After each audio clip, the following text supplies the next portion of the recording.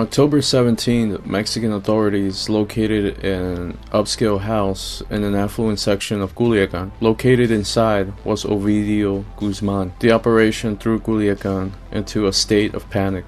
Ovidio is Chapo Guzman's son, one of three brothers that control a faction of the Sinaloa cartel. The cartel demonstrated to the world it has the capacity to wage a coordinated and effective armed action against law enforcement. In the end, they put enough pressure on the government to force the release of Ovidio only hours after being caught. Cartel sicarios mobilized and quickly shut the city down.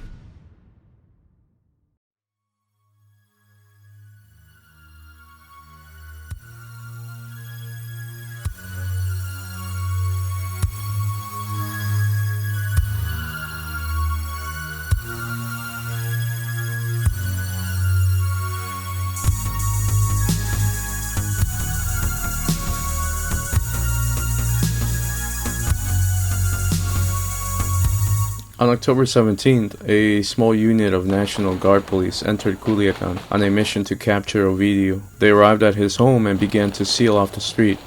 Almost immediately, Ovidio started making calls to his security chiefs. An estimated 700 to 800 sicarios were activated.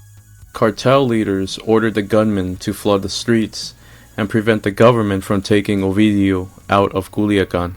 The first attacks against army and police units began 20 minutes after the first knock on his door.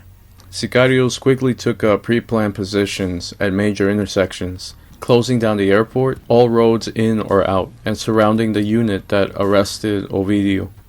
Sicarios roamed the city in armored gun trucks equipped with 50 caliber machine guns capable of downing aircraft. The gunmen resembled a well-equipped insurgency.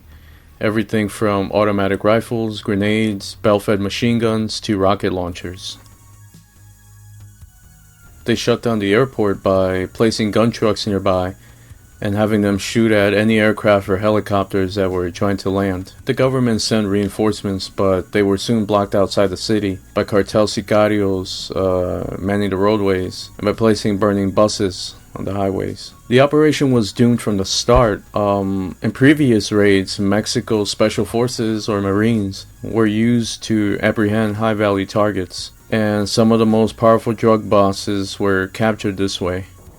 Although the National Guard unit was composed of former soldiers and law enforcement, they lacked overwhelming firepower and adequate backup. By the time Ovidio opened up his door to give himself up, the city was already experiencing various firefights all over the place. In the video you can hear the gunfire and explosions in the background. Countless video shows huge smoke plumes from the burning buses and cars. The police plead with Ovidio to call off the attacks and they're basically, you can see they're in panic mode and they know they're surrounded.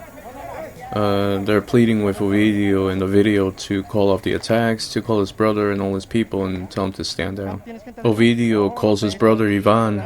He tells Ivan he doesn't want any more violence and to tell everyone to stand down.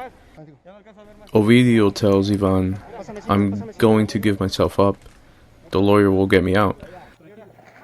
Ivan was quiet for a second and then responded with, "Fuck that. We're gonna get you out."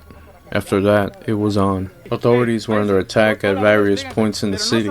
At the local army barracks, cartel gunmen broke in and took several soldiers hostage. A military police patrol was taken hostage by cartel gunmen. There's video of them showing off the captured SUV, photos of the soldiers being held.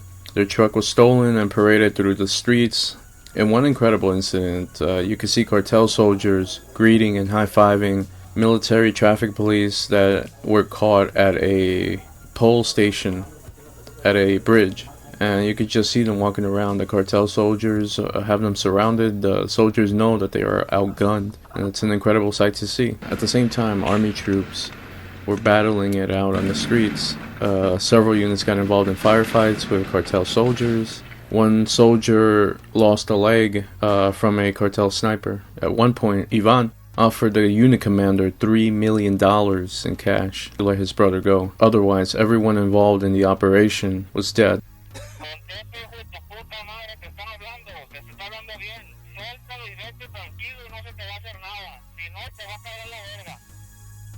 Government helicopters reported taking heavy fire from 50 caliber machine guns that were roaming the city. The Sinaloa Cartel sent out notifications on WhatsApp inviting anyone willing to pick up a rifle for them and free boss. They were offering $1,000 a day. Terrified civilians took shelter wherever they could. Several mega stores opened their doors to passerbys and people on the street to offer them shelter, as well as the customers already in there. Although Ovidio was the one that was captured by the National Guard, it was Ivan, his brother, who was calling all the shots. He is considered the leader of the Chapitos faction, and so he was coordinating on the street all the movements, coordinating security, obviously all the operations. He was a guy in charge. He was coordinating all the gunmen, devising the plan to save his brother. Los Chapitos, El Chapo's sons, are known to be close. They look out for each other, even though some of them have different moms. They're extremely loyal to each other. Finally, at some point, the politicians and generals realized this was a no-win situation, with military hostages, with the city burning, civilians at risk, and more than a dozen military hostages not accounted for. They felt the loss of life was not worth one delinquent. The cartel had accomplished an extraordinary task. It had managed to free Ovidio, a well-known cartel member, someone that was in the upper echelon of the trafficking networks. More specifically, Ivan. He promised he would rescue his brother, and that's exactly what he did. The DEA has been on Ovidio's tail for a while now, especially since the indictment in Manhattan came down less than a year ago. The cartel learned what had happened to El Chapo. He's now currently serving a life sentence. Obviously, his sons saw that and didn't want any part of that. They know the best route is to fight it out. Rumor has it that not only was Ovidio captured, but Ivan was also captured for a short period. This is not the first time Ivan and his brothers have avoided death, narrowly cheated death. Back in 2016, Ivan and some of his brothers were kidnapped at an upscale restaurant in Jalisco. Apparently they were kidnapped by a rogue cell of the CJNG. Afterwards, at the time, Chapo was still in Mexico, so Chapo steps in along with his partner Miles Zambada, and together they negotiate the release of the Chapitos, unharmed and within days. Rumor has it that the Sinaloa cartel paid a really nice sum of money and a large amount of coke. But there are others that say that, in fact, those Chapitos were released once Guzman sent word to CJNG boss El Mencho, letting him know that if anything happened to his kids, his own son would be immediately killed. These guys have 9 lives. They've been through a lot. They have almost been captured on numerous occasions, especially Ivan. Well, Ivan has actually been already captured. He has spent time in jail, but then was released for unknown reasons, and now is back at it, trafficking several tons of coke, meth, and fentanyl, according to the DEA.